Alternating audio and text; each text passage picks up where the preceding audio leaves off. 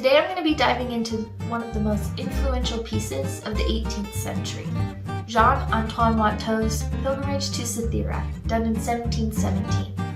You don't want to miss the history and the details of this piece that lead to a key turning point in art history. If this is your first time on my channel, I'm Mrs. Alder. Make sure you subscribe so you can learn and experience art history with me. Look for new videos every Thursday. When I stood before the Pilgrimage to Cythera at the Louvre, I was immediately transported back to 1700s France, where the aristocracy was gaining power and clout, both politically and socially. And they had so much time and money on their hands that they were able to gallivant through gardens, have large parties, and dress pretty outrageously. So this time period in art history is called Rococo. And this piece, the Pilgrimage to Cythera, was the catalyst for the movement. As we dive into this piece, you'll be able to see some of those Rococo elements in it. At first glance to me, I see a lot of wealthy people gallivanting in a park, and I'm not too far off. What we have here is a group of luxuriously dressed couples, and they've made a pilgrimage to Sithira. Now what is Sithira? It's the supposed birthplace of the goddess Aphrodite, who's the goddess of love. It's an island in Greece. It's supposedly beautiful and gorgeous and fertile, and a place to fall in love. In fact, off to the right here, you can see there's a statue of Aphrodite, robed in flowers. It's a bust, so the top half is nude, but she looks beautiful as she looks down on the group of lovers that have come to pay homage to her. So let's look at these couples. Let's start from that Aphrodite statue and work our way left across the painting. So as you look at these couples, you can see they're all separate couples, but they all kind of tell the same story. So starting at the right hand corner in the bottom there, you see the first couple, and there's a young woman, elegantly dressed. Her eyes look down, she looks coy, she looks demure. And there's a young man who's kind of whispering in her ear. It looks like a flirtatious conversation. And at their feet, you can see two things. First, you can see his weapon, his sword is laid down, as if to show this is harmless, kind of fun, no need to be guarded in any sense. And then you see also a little Cupid. He's half clothed, but he kind of tugs at the dress of the lady, kind of egging her on or goading her to fall into this flirtatious conversation that they're having. And so that's where the romance starts. And it feels romantic. It doesn't feel overtly sensual in any way. It feels harmless. It feels cute. And then as your eyes go across the painting, you can see this act of romance and falling in love kind of taking shape. You see the next couple as this young woman is being helped up by her admirer as she's fallen into the flirtatious conversation. The couple next to them, he has his arm wrapped around her and is leading her away. And then as you kind of gaze throughout the piece, you can see couples are getting more comfortable with each other. They have their arms wrapped around. There's no pressuring anymore. There's no goading. There's no trying to influence in any way, but they're just together. And as your eye kind of goes across the piece, it kind of has that little wavy motion in it. As your eye follows the waves of romance, you can get this sense of like more sensuality is happening here. Remember, this is the island of love. That's the point. And these couples are making their way to this little boat in the left-hand corner.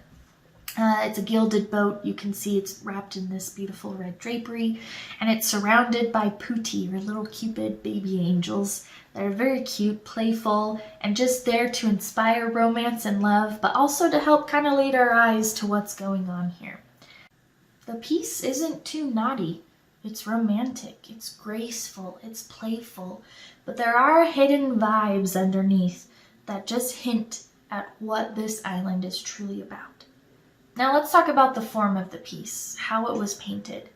You can see, looking at it, individual brushstrokes. I mean, look at it in these trees and in the clouds, the landscape, you really can see it. These brushstrokes help to give it a kind of airy feel to it. It feels light, it feels feathery and flowy, but it feels very luscious and fertile. This ground is producing an amazing set, an amazing scene for these couples to fall in love to. And it's done by these brush strokes. It helps it move along. You can see in the background the water. Follow that river kind of back and you can see there's like a little town in the distance. There's a lot of interpretation about this, and art historians across the board kind of flip-flop on these ideas. Are they leaving the island of Cythera, or are they going to the island of Cythera? And is that castle area back there that island? Now, the way I leaned is they're leaving it. So they've already pilgrimaged to the island, and now they're leaving. One of the reasons why is because we've got the Aphrodite statue there, and that's pretty convincing to me. But also these couples advance in intimacy as if like this island has made them fall in love. So that's my opinion, but you could go either way. I also wanted to point out the little doggy down there at the feet of one of the couples. He represents fidelity. So this, again, not overly sensual, but just the right amount of romance. The majority of the color that you see are pastels, baby blues, light pinks, golden yellows, light greens. These are the main colors of the Rococo movement. And along with the brushstrokes, they help to lighten the piece. It literally makes it feel airy and breathless, almost with this hazy quality to it. You can see a little bit of like Da Vinci influence here with sfumato kind of blending in those lines, which is kind of a unique aspect because we're coming from the Baroque period, which feels very heavy, right? We've got really sharp lines and contrast and tenebrism between light and dark. And now we're shifting to this airy, kind of hazy, almost dreamlike landscape. And those colors help bring that in. So the piece that we're looking at here, this pilgrimage to Sithira, it is different. It's new. It's unique. Its purpose is to depict something different. And here we are depicting the aristocracy, them on a beautiful picnic to this island where they can love. And it feels almost attainable because it's kind of dreamy. So this is Watteau's famous piece, and he actually uses it as his entrance into the Royal Academy in France. He does this in 1717. It actually takes him 5 years to paint it.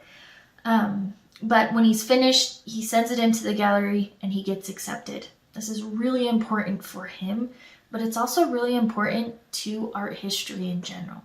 The reason why is the Academy has a hierarchy of categories in which paintings can fit into, the highest being history paintings. Now, when the Academy accepted this piece, it didn't fit into anything. They could argue it fit into maybe a genre scene because it feels like, just a normal everyday scene.